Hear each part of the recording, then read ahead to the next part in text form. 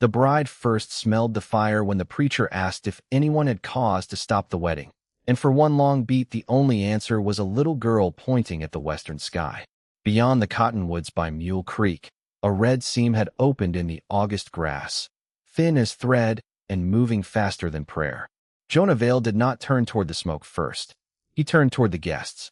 That was the kind of man he was. Though folks in Gannett County had mistaken it for softness from the day he rode in with one spare shirt, a scar along his jaw, and the quiet habit of standing between trouble and whoever looked least able to bear it. While the preacher froze with the wedding book open in his hands, Jonah stepped off the wagon plank they had been using for an altar, caught old Mrs. Bell by the elbow before she could stumble, and stripped off his dark coat to wrap it around little Ivy Pritchard, whose flower basket had already tipped into the dust. Mara Elling watched him do it with her veil blowing against her cheek and ash arriving on the wind like black snow. Before we go further, settle in wherever you are tonight and tell us in the comments where you're listening from. It always does a heart good to know who is sitting by the fire with us, especially when the story opens with one no decent soul would choose. Then the west wind hit harder, and everybody understood at once that this was no far-off burn on somebody else's claim. The line of flame lifted, found the dry blue stem, and began to run. Pastor Hale snapped his book shut. He was a narrow man with a paper-dry voice and the habit of pinching the bridge of his nose when life refused to behave. "Creek," he said, though nobody had asked him. "Get to the creek." But Mara was not looking at the fire. She was looking at the ridge beyond it. Two riders sat there against the glare, still as fence posts, their horses angled east where the land sloped down toward her quarter section and the spring that never ran dry, not even in mean summers like this one. One of the men wore a white hat with a cracked brim. Caleb Doyle, Silas Brant's foreman. And there, behind the riders, a buggy turned away. Silas Brant had not come to bless the wedding. He had come to see whether it took. Mara's fingers closed around the little Bible her mother had carried west from Missouri. Brant had wanted her spring and grazing cut since her father died, and he wanted them worse after she refused to sell. Now the county's richest rancher had placed two riders on the only rise worth watching on her wedding day, and a fire was racing the same direction as the wind. "Jonah," she said. He looked once at the ridge and went still.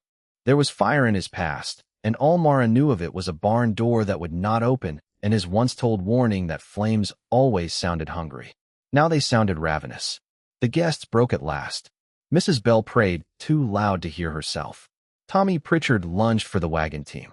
Aunt June kept wiping her palms on her lavender dress. Ivy cried over the ribbons coming loose from her braids. Mara bent to the child. "Find your mama, and stay where Jonah can see you." Half the county had spent years pretending not to notice what Mara could do. Widow at 24, seamstress, horse breaker, weather reader, useful in every way men admired least. Jonah had been the first man in years to see her competence as grace instead of inconvenience. He crossed to her now, smoke darkening the blue of his shirt. "We can outrun it east if we leave this minute." Mara followed his glance. One buggy, two wagons, 23 people if she counted the fiddler asleep under the shade wagon and the Bell twins wandering somewhere near the pie table. Too many old legs. Too many children.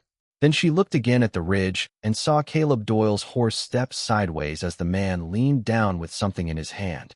A torch? No. A bundle of oil-soaked rag on a pole, reaching toward the grass below the rise. "They're setting the other side," she said. Jonah swore once, softly, like a man ashamed to spend the word. That was the moment the world could not be put back. Not the smoke, not the fear, not even the fire itself. It was the knowledge in both their faces at once. This had not begun as bad luck. Somebody had chosen it. "Everybody to the creek, draw," Jonah shouted. He spoke the way he handled frightened horses, low and sure. People obeyed. Tommy cut the wagon team free. Pastor Hale grabbed the marriage book. Aunt June snatched up the bouquet. Mara lifted her skirts and ran toward the food wagon because the water barrel was tied there. Jonah caught her wrist. "Leave it. If we go into smoke without water, we're dead." For a second they stood chest to chest. Not yet husband and wife because the vows had stalled at the edge of disaster. Not strangers either, because people do not look at one another like that unless some harder thing than romance has already been built. Then he let go. Together they heaved the barrel free. On the ridge, Caleb Doyle touched the second torch down. Mara did not hear Pastor Hale call after them. She heard only the grass beginning to roar. Smoke folded over the prairie. Cake icing vanished under the stink of scorched sage and hot dust. The north slope was too steep for wagons. The west mouth led back to flame, and the east lane toward town was where Silas Brant waited. He rode a glossy black gelding down through the smoke, ash-gray coat neat as Sunday. 3 riders fanned behind him. Sheriff Tully was nowhere in sight, which told Mara plenty. "Well?" Brant called, reining in above them where the draw bent narrow. "This is an unhappy turn." Nobody answered. The flames crackled west of the cottonwoods. South of them came a second line, smaller but meaner, running low and fast through buffalo grass. Brant had not only watched the fire, he had yoked it. Jonah stepped forward till he stood a little ahead of everyone else. "Move your riders." Brant's gaze slid over him and settled on Mara, as if Jonah were a ranch hand who had mistaken his station. "Miss Elling, I told you the county would turn rough for a woman trying to hold more land than she could protect." Mara could feel 20 pairs of frightened eyes flicking between them. "You lit it." He spread one gloved hand. "Fire is a restless servant. Servants usually answer to somebody." A few of the guests made sounds that might have been fear or admiration. Hard to tell in smoke. Brant smiled without warmth. "You always did have a clever mouth. I hoped marriage might quiet it." Jonah took another step. "You've said your piece." "No," Brant said. "I have made an offer." He lifted the deed transfer he had bullied her with 2 months before. "Sign the quarter section over," he said, "and my men will cut you a lane east. Decline, and I cannot promise what this wind will do." The draw went silent except for the fire. Mara looked back at Aunt June clutching Ivy, Tommy gripping the wagon tongue, and Pastor Hale holding the marriage book as if scripture could smother flame. Brant had built his choice well: save the people and lose the future, or keep the land and watch them burn. Behind Mara, fear began to talk with human voices. Mrs. Bell whispered, "Child, sign it." Tommy said nothing, but his grip on the wagon tongue whitened till his knuckles matched the smoke. Ivy's mother held the child so tight the girl squeaked. Pastor Hale looked from the deed to the fire and seemed to hate both equally. It would have been easier if Brant had sounded cruel. Easier if he had raved, or grinned, or showed the monster plainly. But wicked men who live long among decent people learn to dress greed in the language of reason. He spoke like a banker offering relief, like a neighbor making terms, like the kind of man history writes down as practical while kinder people vanish under his boots. Jonah never told her what to do. That mattered more than any plea would have. He only stood close enough that she could feel the steadiness in him, even with his old fear raging under the surface, and let the choice remain hers. That was love too, though neither of them had yet said the word. Jonah's voice came low at her side. "Don't trust a bargain made by a man who needs a fire to sell it." "Miss Elling," Brant called pleasantly, "your answer." For one beat, she felt every year of being noticed only when somebody wanted what she owned. Then she thought of her father's ledgers, her drowned first husband, and Jonah fixing her north gate in sleet because he had seen it hanging wrong from the road. She lifted her chin. "No." He blinked once, like a man unaccustomed to hearing the word at full volume. Beside her, Aunt June exhaled a broken laugh that sounded very near a sob. Mara went on before fear could reclaim the ground she had taken. "Folks lean hardest on the things they never bother to think. Maybe that's why men like you keep mistaking women for property." Brant's mouth flattened. "If you were standing in that smoke with 23 souls behind you, and the easy path opened at the price of your own life's work, what would you have done? Tell us in the comments, because the heart always answers faster from safety than it does with fire in its throat." Brant folded the deed once, neatly. "Very well." He nodded to Caleb Doyle. The foreman wheeled his horse and fired into the air. At once the riders drove a bawling knot of half-burned cattle down the east lane, packing the limestone gap with horns, panic, and flying ash. Their escape closed like a slammed door. "South," Jonah said. "Into the creek bed. Move now." People moved. No one argued after that.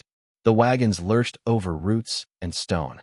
Jonah moved up and down the line, calming horses, shoving Tommy clear of a blinded steer, doubling back for Mrs. Bell's dropped cane.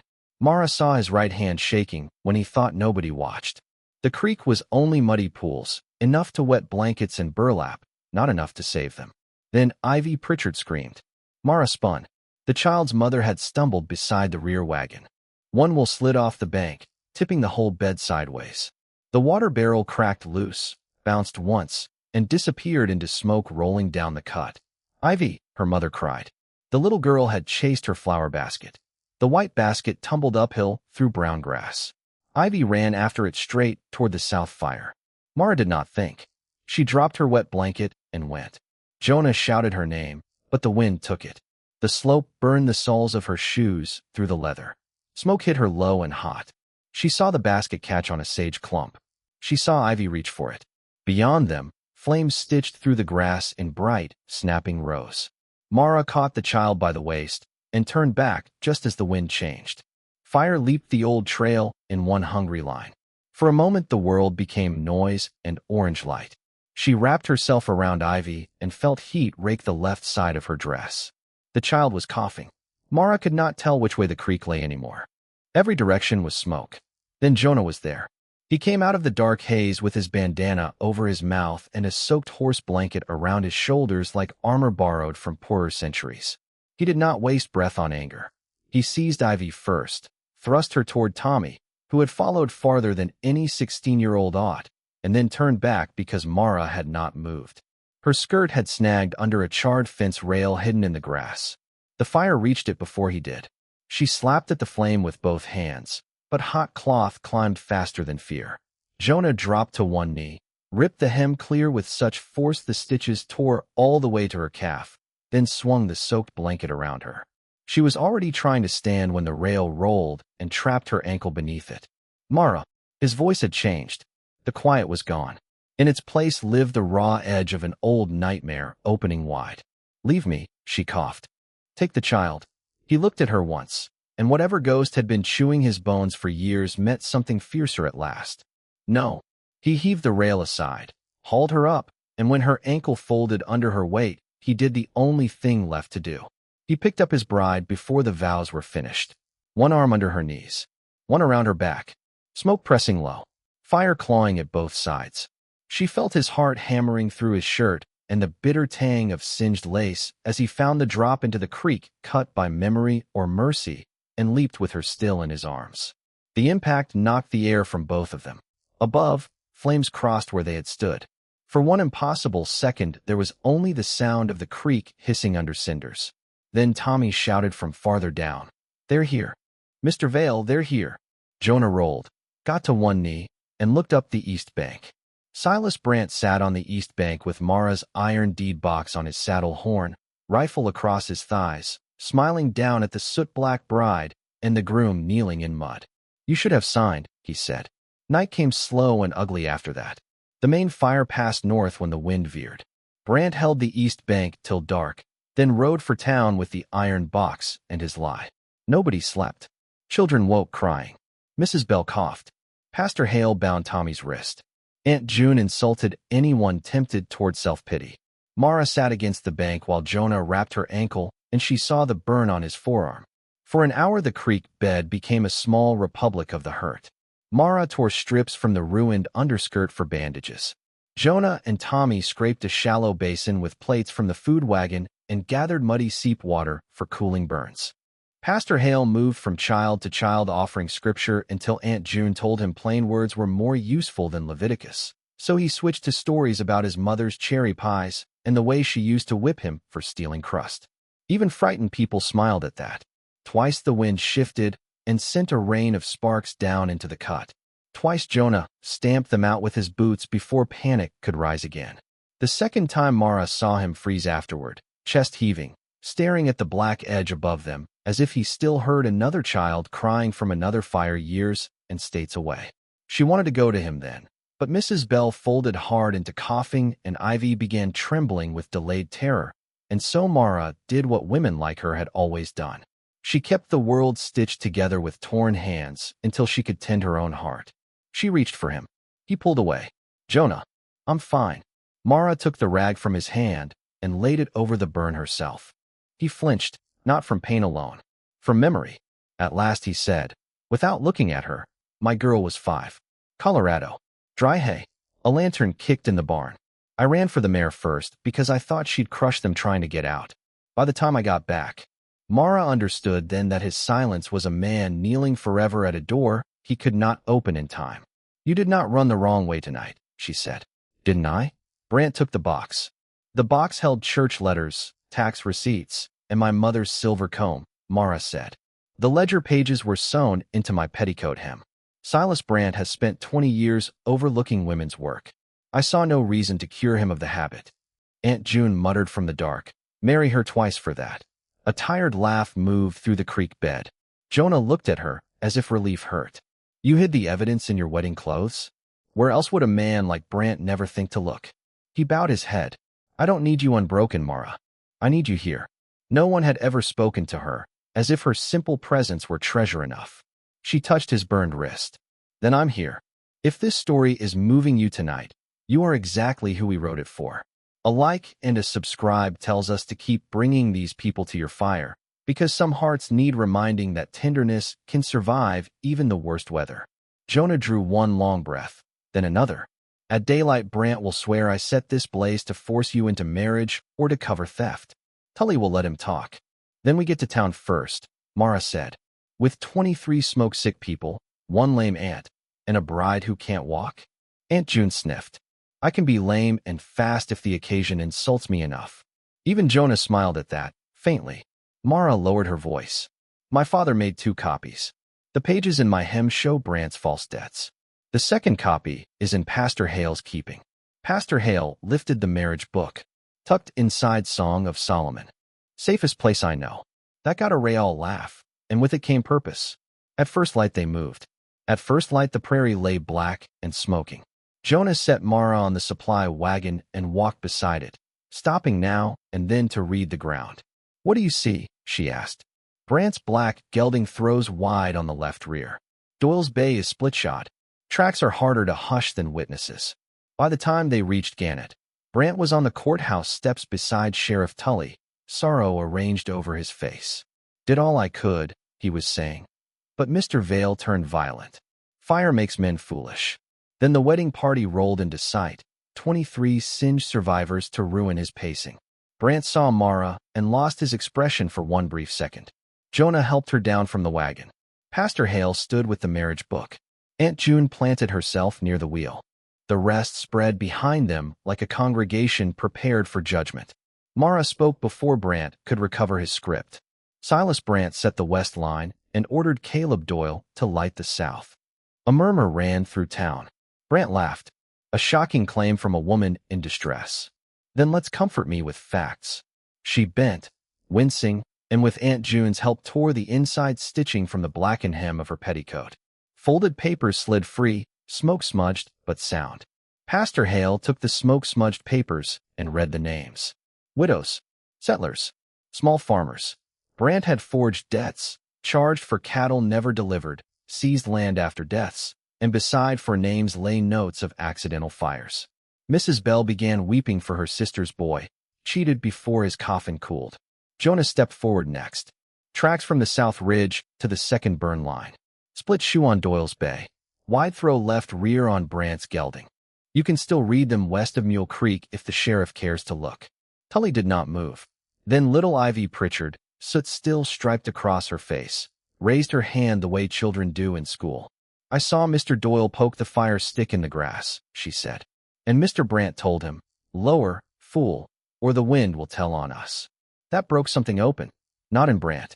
In the town. A blacksmith near the mercantile said Brant had foreclosed on his brother after a barn blaze nobody ever proved. Mrs. Nolan from the boarding house stepped forward to say her husband died, thinking he had misread a note that tripled overnight, and now here was the same hand on Mara's pages.